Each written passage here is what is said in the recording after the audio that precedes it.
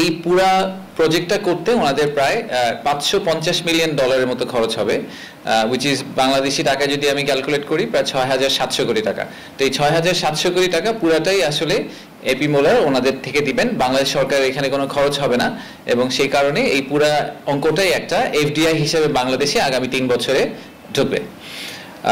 AP মোলা নিয়ে আমি একটু ছোট্ট করে বলি, যেটা বললাম আমাদের হেডকোয়ার্টার ডেনমার্কে। ডেনমার্ক আপনারা জানেন যে পৃথিবীতে অ্যান্টি করাপশনের মধ্যে নাম্বার 1 কান্ট্রি। তো আমাদের একটা বড় পোর্ট নিয়ে সবার একটা বড় কমপ্লেইন হচ্ছে যে পোর্টে আসলে corruption is a big issue. তো আমাদের এক্সপেকটেশন হচ্ছে যে ওরা অ্যান্টি করাপশনের যে বেস্ট প্র্যাকটিসগুলো সেগুলো আমাদের দেশে নিয়ে আসবে, ওই টেকনোলজি ওই স্কিল সেটটা আমাদের দেশে ট্রান্সফার হবে। এপি মোলার মোট 60টি টার্মিনাল অপারেট করে, 7টি টার্মিনাল অপারেট করে 33টি দেশে। তার মধ্যে আমাদের সাউথ অ্যান্ড সাউথ ইস্ট এশিয়ার অনেকগুলো দেশ আছে, যেরকম China, Singapore, Sri Lanka, Vietnam, Malaysia, এইসব দেশে ওনারা টার্মিনাল অপারেট করেন। এবং ইনফ্যাক্ট পৃথিবীর টপ 20টা কন্টেইনার টার্মিনালের যে র্যাঙ্কিং আছে, সেই র্যাঙ্কিংয়ের 20টার মধ্যে 10টাই এপি মোলার রান করে। ওয়ার্ল্ড ব্যাংকের একটা র্যাঙ্কিং আছে, তার মধ্যে 10টাই তারা রান করে। সো আমরা এভাবে খুব আশাবাদী যে লালদিয়া কন্টেইনার টার্মিনাল যেটা হবে সেটাও একটা ওয়ার্ল্ড ক্লাস টেকনোলজি হবে এবং ওয়ার্ল্ড ক্লাস অপারেশনাল এক্সেলেন্স আমাদেরকে সেটা প্রোভাইড করতে পারবে। এবং পোস্ট এলডিসি এরাতে যখন লজিস্টিক্স নেটওয়ার্কের যে ক্যাপাবিলিটি, এটা আমাদের জন্য সবচেয়ে ইম্পর্টেন্ট একটা ইস্যু হয়ে দাঁড়াবে, সেখানে এই টার্মিনালটা একটা বড় রোল প্লে করবে। টার্মিনালের কিছু বড় বড় সুবিধা আছে। আমাদের কারেন্ট যে এক্সিস্টিং চিটাগং যে টার্মিনালটা আছে, চিটাগং পোর্টে যেটা আছে, আমরা যেটাকে নিউ মুরিং টার্মিনাল বলি, তো সেটার থেকে এটার কিছু পার্থক্য আছে। একটা পার্থক্য হচ্ছে যে এখানে প্রায় দ্বিগুণ আকারের জাহাজ ভিড়তে পারবে। দ্বিগুণ আকারের জাহাজ ভিড়তে পারার একটা বড় সুবিধা হচ্ছে এই জাহাজগুলো তখন আর এই জাহাজগুলো হয়তো ডিরেক্টলি ইউরোপে চলে যেতে পারতে পারে, তাদেরকে হয়তো সিঙ্গাপুর বা শ্রীলঙ্কায় থেমে জাহাজকে আপসাইজ করতে হবে না।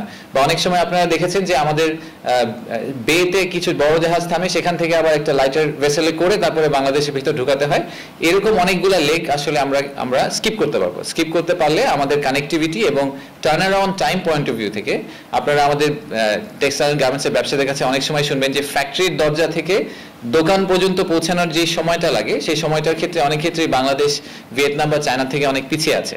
তো সেই জায়গাটাতে আমরা চেষ্টা করছি যে ওই সময়টা কমিয়ে নিয়ে আসার। তো যখন বড় জাহাজ এসে আর সিঙ্গাপুর শ্রীলঙ্কায় না ভিড়ে একবারে চলে যেতে পারবে, তখন এই সময়টা সিগনিফিকেন্টলি রিডিউস করবে। আরেকটা বড় ব্যাপার হচ্ছে যে এই টার্মিনালটা 24/7 অপারেশন। তা আমাদের নিউ মুরিং কন্টেইনার টার্মিনাল কিন্তু একদম 24/7 অপারেশন করতে পারে না, বেশ কিছু কারণে। তারা নদীর অনেক ভিতর দিকে ড্রাফটের কিছু ইস্যু আছে, জোয়ার ভাটার ইস্যু আছে, সব মিলিয়ে। বাট এই টার্মিনালটা একদম 24/7 অপারেট করবে। সো আমাদের যে অনেক সময় ব্যাকলগ তৈরি হয় আমাদের দেশে এই কন্টেইনারের ক্ষেত্রে, সেই ব্যাকলগটা আমরা আশা করছি যে এখান থেকে সিগনিফিকেন্টলি কমে যাবে। এফডিআই এর কথা আমি আপনাদেরকে একটু আগে বলেছি, একটা ছোট্ট পয়েন্ট বলে রাখি, সেটা হচ্ছে যে আমাদের জানা মতে এটি বাংলাদেশের ইতিহাসে ইউরোপের সবচেয়ে বড় এফডিআই। ইউরোপিয়ান কোনো কান্ট্রি থেকে বা ইউরোপ মহাদেশ থেকে এত বড় এফডিআই বাংলাদেশে আগে কখনো আসেনি। এবং ইনফ্যাক্ট টোটাল র্যাঙ্কিংয়েও এটা একদম উপর দিকেই পড়বে, কারণ এরকম 6-7 হাজার কোটি টাকার এফডিআই এক ধাক্কায় বাংলাদেশে খুব কমই এসেছে। অনেক সময় বড় বড় কন্ট্রাক্ট হয়, বাট সেই কন্ট্রাক্টের ক্ষেত্রে কিন্তু অনেক সময় দেখা যায় যে ওগুলা ইপিসি কন্ট্রাক্ট, যেখানে আবার যিনি বানাচ্ছেন ওগুলো জিনিসগুলো ফেরত নিয়ে যাচ্ছেন, কিন্তু ওনারা যেই টাকাটা আসলে ইনজেক্ট করছেন পুরো টাকাটাই ওনারা বাংলাদেশেই রেখে দিবেন, এবং এটা আমাদের জন্য একটা পিওর এফডিআই হিসাবে গণ্য করা হবে।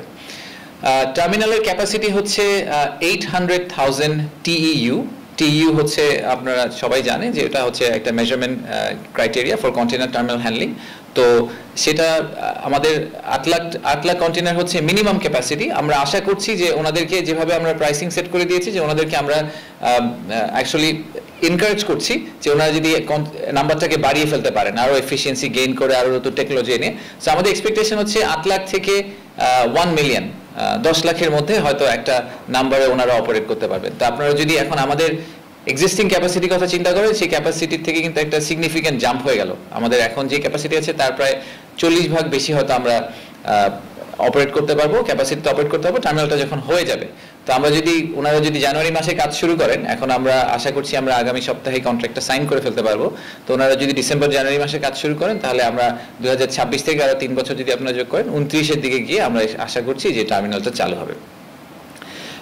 এছাড়াও কিছু ইন্টারেস্টিং ছোট ছোট ফ্যাক্ট বলি, যেগুলো হয়তো আপনাদের কাজে লাগবে। একটা হচ্ছে যে আমরা এই কন্ট্রাক্টটা এরকম ভাবে দাঁড় করানো হয়েছে যে ওনারা সাইন করার সাথে সাথে আমাদেরকে 250 কোটি টাকা দিবেন।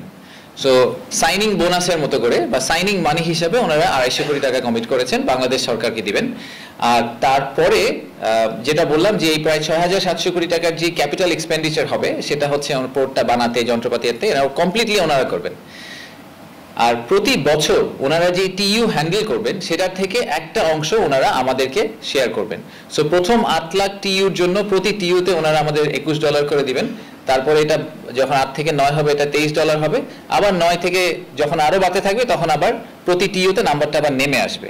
তো আমরা এটা এরকম করে করেছি যাতে ওনাদেরকে আমরা এনকারেজ করি যে ওনারা অনেক বেশি হ্যান্ডেল করেন। আমাদের আসলে ভলিউম হ্যান্ডলিংটা আমাদের জন্য ইম্পর্টেন্ট, বাট একই সাথে আমরা মেক শিওর করার চেষ্টা করেছি যে বাংলাদেশের economic return point of view থেকে চিটাগং পোর্ট অথরিটি যাতে কোনোভাবেই লস মেকিং না হয়। এটা আমাদের জন্য যে ইকোনমিক্স আমরা দেখতে পাচ্ছি সেটা আমাদের যে কোনো ইকোনমিক মডেলে আমরা we have taken it through. আমাদের ট্রানজাকশন অ্যাডভাইজার ছিল আইএফসি, ওয়ার্ল্ড ব্যাংকের যে সাবসিডিয়ারি আছে, তো ওনারা আমাদেরকে হেল্প করেছেন। আমরা খুব ডিপ ফাইন্যান্সিয়াল মডেলিং করে দেখেছি যে এখান থেকে আমরা যে রিটার্নটা পাচ্ছি এটা আমাদের অন্যান্য যে কোনো পোর্টের তুলনায় অ্যাকচুয়ালি অনেক অনেক বেটার।